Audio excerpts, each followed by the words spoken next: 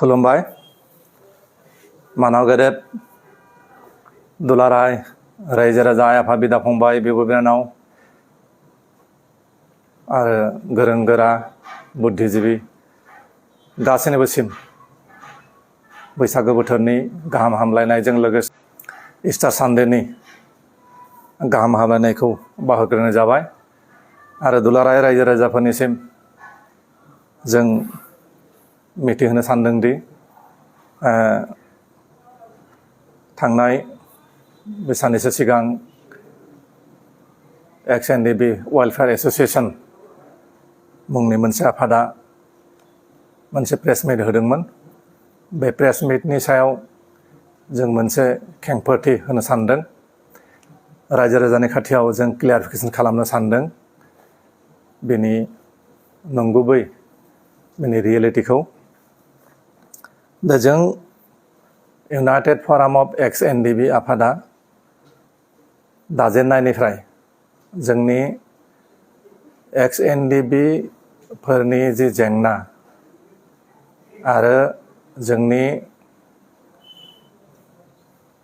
मुंख्लं नखरफोरनि जेंना, जोंनि वेलफेयारफोरनि जेंना, गोबां जेंनाफोरखौ लानानै जों खामानि मावदों आरो जों सरकारखौ नारसिनदों। आसाम सरकारखौबो जों नारसिनदों, BTC सरकारखौबो जों नारसिनदों, बेनिफ्राय जों सेन्ट्रेल सरकारखौबो नारसिनदों। जों खननै दिल्लीयाव थांदों। दिल्लीयाव थांनानै IBनि डिरेक्टर तपन डेका सारखौ जों लोगो हमदों। बिनि थ्रुयै जों हम मिनिस्टारनिसिम मेम'रेन्डाम एबा गोसोखां बिलाइ जों गथायहरदों। प्राइम मिनिस्टारसिम जों गोसोखां बिलाइ गथायहरदों। बिनि अनगायैबो जों आसामनि चिफ मिनिस्टार मानगोनां हिमन्त बिश्व शर्माजोंबो जों सावरायदों। थांनाय 27 आगस्ट 2023 बेयाव जों गिबि अफिसियेलि जों आसाम गभर्नमेन्टजों जों सावरायदों ब्रह्मपुत्र गेस्ट हाउस खारघुलियाव। बे समाव आबसुआबो थाफादों आरो जों जोंनि जेंनाफोरखौ लानानै जों सावरायदों। बेनि उनाव जों 3/5 माने 3/5/2024 बे खालिबो जों डक्टर हिमन्त बिश्व शर्माजों सावरायदों। बेयो बाक्सा जिल्लानि सिखिरि गेस्ट हाउसआव। बे समाव मानगोनां BTCनि चिफ प्रमद बर' बिथाङाबो दंमोन। बेहाय जों जोंनि जेंनाफोरखौ लानानै सावरायदों, जोंनि केसफोरखौ लानानै सावरायदों। जों स्पेसियेलि बे समाव जों NIA केस आरो भुटानाव थानाय जोंनि केस बेनि सोमोन्दै गुरुत्व होनानै जों सावरायदों। बैखालिनो मानगोनां डक्टर हिमन्त बिश्व शर्माया बुंदों, प्रमद बर'खौ बिथोन होदों जे गांसे लेटार लिरना हो भुटान गभर्नमेन्टनो, जायफोरा भुटानाव दङ बिथांमोनखौ रिलिज खालामनायनि बागै। बेनिफ्राय आं थांगासिनो दं, आं थांनानै आरो गुवारै सावरायहैगोन होननानै बिथाङा बिथोन होदों। आरो बे मथेनो भुटाननिफ्राय जोंनि जि 6 जन जोंनि दावहारु लोगोफोर दंमोन बेखौ जों रिलिज खालामनो हादों। बेखौबो जों इउनाइटेड फराम अफ XNDBआनो गभर्नमेन्टखौ नारसिननानै बेखौ जों साक्सेस जानो हादों। बेनि अनगायैबो नेपालाव सासे दङ, बे केसनि सोमोन्दै बे सावरायदों। केशव फुएल मुंनि सासे जोंनि केडार दाबो नेपालनि जेलाव दङ। बिथांखौबो इन्टारनेसनेलि माने मा राहाजों जों रिलिज खालामनो हागोन बेनि सोमोन्दै जों सावरायदों। आरो 28 आगस्ट 2024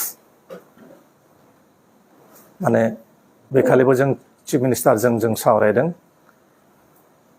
आरो चिफ मिनिस्टारा बिथाङा खोथा होदों, 'थाबैनो जों गासै अफिसियेल्स लानानै गासै पुलिसनि आरो सेक्रेटारियेट लेभेलनि गासैखौबो लानानै थाबैनो सावरायगोन होननानै बिथाङा खोथा होदों आरो बेबायदिनो नेक्स्ट टाइम फैयै फैयै 21 सेप्टेम्बर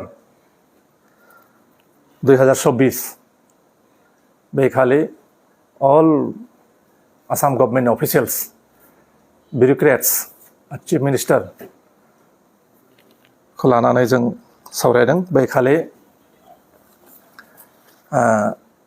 मानगोनां स्पिकार जोंनि बिस्वजित दैमारी सार बिथाङाबो दंमोन केबिनेट मिनिस्टार उर्खा गरा ब्रह्म बिथाङाबो दंमोन बेनिफ्राय आबसुनि प्रेसिडेन्ट दिपेन बर बिथाङाबो दंमोन बेनिफ्राय रनज पेगु मिनिस्टार सार बिथाङाबो दङमोन बैखालिनो फारि फारि गासै पइन्टफोरखौ लानानै सावरायनाय जादों आरो बैखालिनो डिसिसन जादोंमोन जे जितु एनआइए केसनि सोमोन्दै जों सावरायनायाव बिथां चिफ मिनिस्टारा बुंदों जे मोनसे अपसन दङ सेन्ट्रेलनिफ्राय एनआइए जिहेतु सेन्ट्रेलनि केस बे सेन्ट्रेलनिफ्राय स्टेटआव जों लाबोफिननो हायो जे स्टेट जुडिसियारिनि सिङाव लाबोनानै बिथांमोननि केसखौ जों लासै लासै फोजोबनोसै होननानै बिथाङा बुंदों आरो सेक्रेटारिफोरखौ बेखौ माइ नट्स लानो थाखाय बिथाङा बिथोन होदों बेबायदिनो बैखालिनो गासै केस जोंनि साख्रि बाख्रि बेलायावनो जा बेनिफ्राय गटे नर्थ इस्टआव जोंनि केस थानाय आसाम नागालेण्ड मणिपुर मिजोराम अरुणाचल मेघालय वेस्ट बेंगल गासै केसफोरखौ बोरै उइथड्र खालामनो हागोन मा सिस्टेमजों खालामनो हागोन बेनि बागैबो जों गुवारै सावरायदों आरो सावरायनाय मथे बैखालिनो गभर्नमेन्ट मोनसे डिसिसन बे मोनसे फाइनेल डिसिसन लानानै बे एनआइए केसखौ आसामाव लाबोफिननानै बेखौ सल्भ खालामनायनि निष्पत्ति खालामनायनि डिसिसनखौ आसाम गभर्नमेन्टआ बैखालिनो लादों आरो फैनानै बे मथे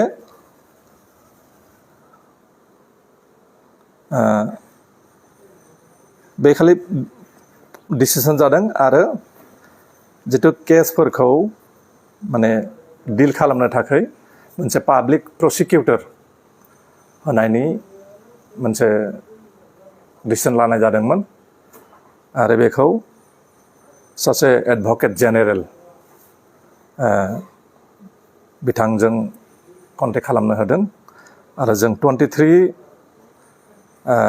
सेप्टेम्बर इमिडियेट जों 23 सेप्टेम्बर खालिनो एडभकेट जेनेरेल देबजित सैकियाखौ जों लोगो हमदों आरो एनआइए केसनि सोमोन्दै सावरायनाय जादों आरो बिथाङा बुंदों जे जायफ्रा माने सेन्ट्रेलनि जेरै एनआइए केसआव दंमोन थाबैनो बिसोरखौ केसफोरखौ निष्पत्ति खालामनो थाखाय फोजोबनो थाखाय आखायाव लानाय जाबाय बे पलिटिकेल इस्यु जाबाय पलिटिकेल केस जाबाय बेखौ सिन्था खालामनांला बेनिफ्राय जायफ्रा फासिनि आसामि दंमोन सानै बिथांमोनाबो फासि जानाय नंला बिथांमोननि केसखौबो माने रिट्रायल खालामनानै बोरै बेखौ बासायनाय जायो बेखौ जों खालामसिगोन होननानै बिथाङा बैखालि जोंनो खोथा होदों थ' खोथाया जाबाय दिनै दानस्राङा जिथु बुंदों जे एक्स-एन-डि-बि वेलफेयार एस'सिएशना हर सान नाजानानै बेखौ जों एनआइए केसखौ सेन्ट्रेलनिफ्राय आसामाव लाबोफिननानै बेखौ जों केसखौ फोजोबनो थाखाय खामानि मावदों होननानै बे टटेलि नंखाय बाथ्रा बियो भित्तिहीन मानोना बे समाव एक्स-एन-डि-बि वेलफेयार एस'सिएशना जोनोमानो जायाखैमोन एक्स-एन-डि-बि वेलफेयार एस'सिएशन जोनोम जानायनि बहुद सिगाङावनो जों बेफोर खामानिखौ मावदों। दा बिथांमोना बुंनायनि जितुनिखि क्रेडिट मास्टार बिथांमोना क्रेडिट लानो थाखाय आरो रायजो राजाखौ बिभ्रान्त खालामनो थाखाय रायजो राजाखौ बिथांमोननि जितुनिखि इउपिपिएल गभर्नमेन्ट दङ इउपिपिएल गभर्नमेन्टनि प्रति सापर्ट बोनो थाखाय रायजो राजानि गोसोखौ बोनो थाखाय नंखाय फोसावदों बिथांमोना नंखाय बाथ्रा बुंनानै रायजो राजाखौ फोलानो नागिरदों। बे जोबोद माने लासिंसिं बाथ्रा। जों एनआइ केसनि सोमोन्दै जे स्टेटआव लाबोफिनगोन बेखौ 28 सेप्टेम्बरावनो जों बे नटिसखौ मोननो हादों। 28 सेप्टेम्बरावनो जों नटिसखौ मोननानै इनफरमेसनखौ मोनदों जों जे एनआइ केसआ आसामाव लाबोबाय आरो बेखौ फोजोबनाय जासिगोन होननानै 28 सेप्टेम्बरावनो जों बेखौ इनफरमेसनखौ मोनदों। नाथाय जों मिडियानि गेजेराव बेफोरखौ जों फोसावाखै। नाथाय बिथांमोना मालाय मावनायखौ क्रेडिट लानो थाखाय ओरैनो नंखाय बाखायखौ फोसावदों। आरो बिथांमोना दानस्रां नार्जारिया इरम शर्मिलाखौ लानानै जितु एग्जाम्पल होदों जे आयरन लेडि इरम चानु शर्मिला जितुनिखि 16 इयार्स हांगार स्ट्राइक खालामनानै इलेक्सन गेलेनानै मा भट मोनदोंमोन मा मोनाखैमोन बेखौ एग्जाम्पल होनानै सासे पलिटिकेल एनालाइसिस्ट राजनैतिक माने विश्लेषक माने बहुत गिदिर सासे पण्डित जे पाण्डित्य बिथाङा देखायदों। बेहा जोंनि गोदान पार्टी एपिबिखौ लानानै बिथाङा खर' सानांगौ जेबो गैया। बिथाङा गावनि आका प्रमोद बर' सरकार जे प्रमोद बर'नि दैदेननाय इउपिपिएल सरकार बे फैगौ 4 मासनि उनाव